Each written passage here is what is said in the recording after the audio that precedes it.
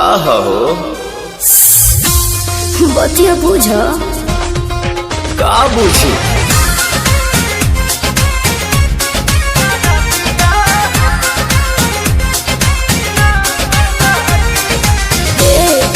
का हो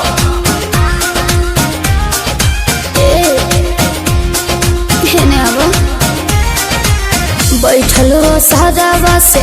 आजाना रूम में जानी जानानी संगे काट मन सुन में आओ ना बैठलो सादावा से आजाना रूम में जानी जानानी संगे काट मन सुन में हो चला कमर के भीतरे हमहू बानी हिटरे मजा तो के मिली जैसे आगी तो जब धन हो सारा दिया ना लागी मजा मिली तो हरा दिया ना लागी जब धन हो सारा दिया ना लागी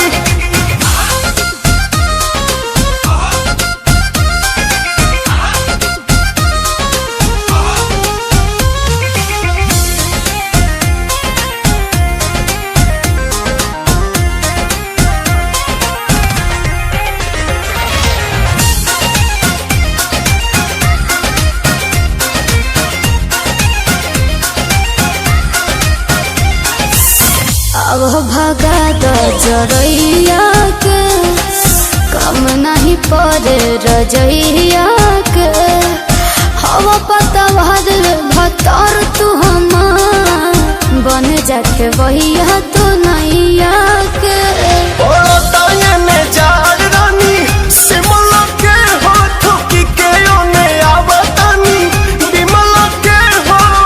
सजल व्यंजन करे द मनोरंजन मनवा भइल बा हमरो बागी तो जब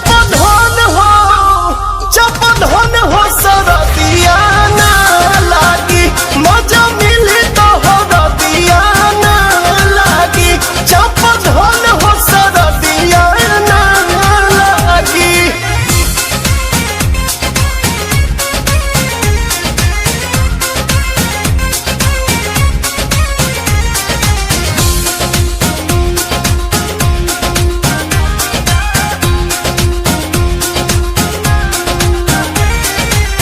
मेहर के होके काहे का पता रहा देह कठुआइल खाली भापता रहा चूल्ही में नमना डाली तो पोता रहा बानी बोलावत तो सारा पोता रहा खोली के होने फेंक देनी इनरिया जानू पलंगिए पहोइयो जे दिनरिया जानू पीला प्रेम रस गोरी कोरवे में कस गोरी कहबे नु भाग धनी जागी तो जब धन हो सरदिया ना लागी